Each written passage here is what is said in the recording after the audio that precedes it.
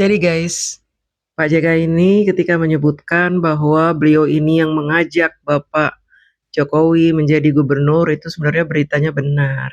Ada beritanya juga di Detik tahun 2012 ya, bahwa Pak Jokowi juga mengakui beliaulah Bapak JK ini yang mengajak Pak Jokowi untuk menjadi gubernur Jakarta. Itu benar, benar guys. Tetapi ketika Pak JK mengatakan bahwa beliaulah yang menyebabkan Pak Jokowi menjadi presiden, itu yang tidak benar. Jokowi tidak punya pengalaman. Dia kan gubernur DKI. Pengalamannya dari wali kota Solo.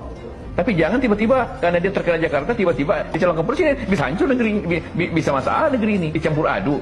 Nanti negeri ini tidak punya nilai. Nanti ini kacau negeri ini.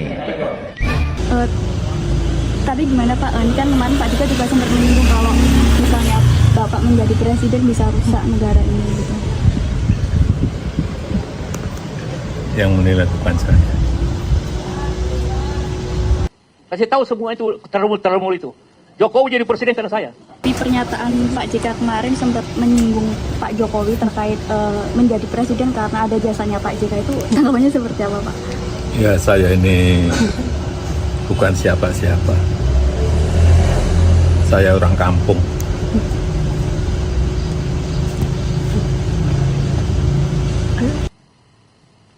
Siapa yang bawa Jokowi ke Jakarta? Saya yang bawa ke Jakarta dulu untuk jadi gubernur. Jadi presiden di 2014 bukan karena siapa-siapa, karena memang sudah kehendak Allah, karena logikanya nggak masuk, logika politiknya nggak masuk, bukan ketua partai, tidak memiliki logistik, bukan dari elit politik, bukan dari keturunan ningrat politik juga, hanya dari kampung, hanya dari desa, ya karena kehendak Allah, bukan yang lainnya. Jadi saya mau jalani juga biasa-biasa saja, biasa-biasa saja. Saya dipitnah nggak pernah. Saya sabar, datang juga sabar. Ya Allah, sabar. Bahwa yang pertama kali mengajak Pak Jokowi menjadi gubernur itu JK, itu betul. Tetapi bukan Bapak JK yang satu-satunya menginginkan Pak Jokowi menjadi gubernur di Jakarta.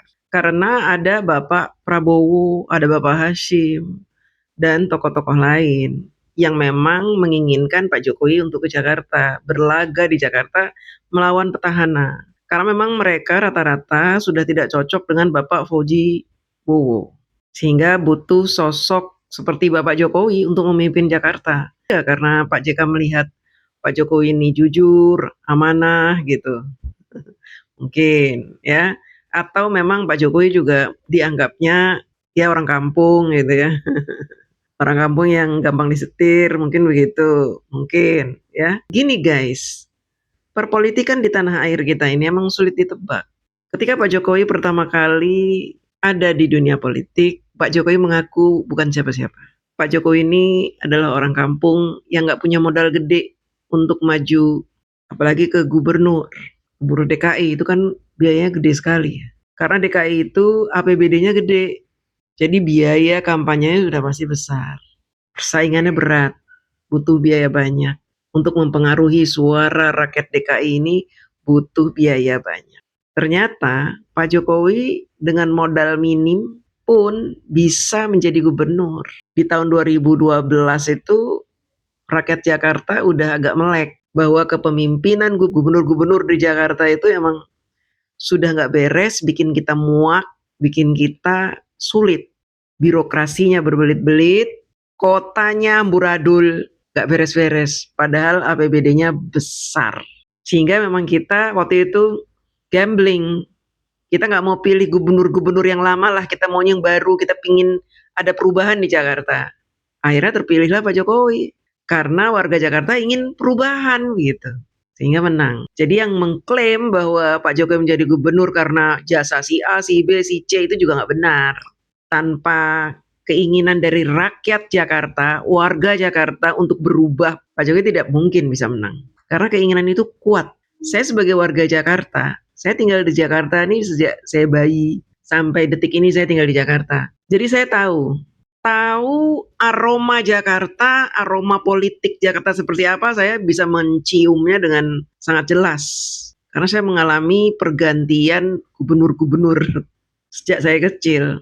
Dan rasanya gimana hidup di Jakarta itu saya udah tahu. Makanya tidak bisa juga walaupun Bapak JK ini orang yang pertama kali mengajak Pak Jokowi ke Jakarta sebagai gubernur, tidak bisa juga beliau ini mengklaim bahwa beliau adalah orang yang paling berjasa terhadap Pak Jokowi. Tidak bisa. Bahkan PDIP pun tidak bisa mengklaim bahwa PDIP adalah parpol yang paling berjasa atas kesuksesan Pak Jokowi menjadi presiden. Tidak bisa. Tanpa suara rakyat nggak mungkin bisa menang. Pak Jokowi nggak mungkin bisa menjadi presiden tanpa suara rakyat. Jadi baik JK, Megawati, Pak Prabowo, Hasim itu tidak bisa mengklaim bahwa mereka yang paling berjasa. Nggak bisa. Keputusan semua ada di suara rakyat. Bukan suara pejabat-pejabat bohir-bohir yang membiayai Pak Jokowi. Oh ya, sejak awal Bapak, bahkan saya berkomunikasi intens, ya, selama beberapa hari terakhir ini berkomunikasi intens, dan semangatnya Bapak itu adalah bagaimana, ya, kalau ada orang yang mengakui kekeliruan, mengakui kesalahannya, lalu manusia ini apa, gitu loh. Kita sebagai manusia ini mengampuni, memaafkan, dan kalau niat itu sudah disampaikan oleh Bung Rismon tadi seperti itu, ya kami semua ya menghormati sikap kenegarawan dari Bapak Jokowi, kira-kira seperti itu.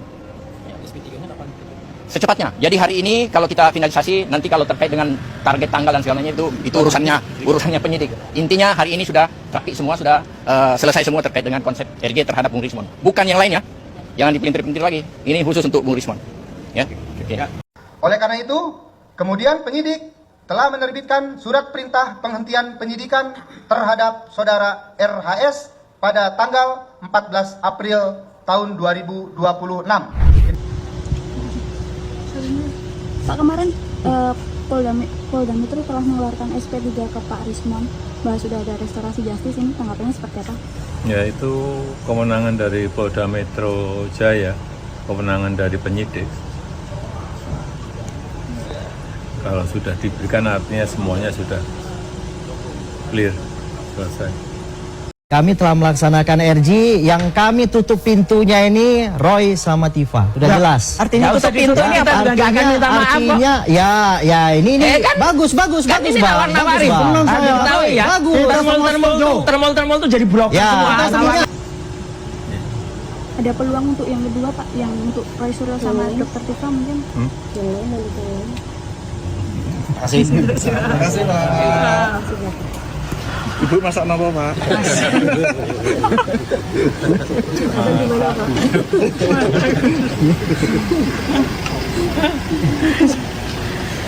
Lah, tiba-tiba ada seseorang yang mengatakan tiba-tiba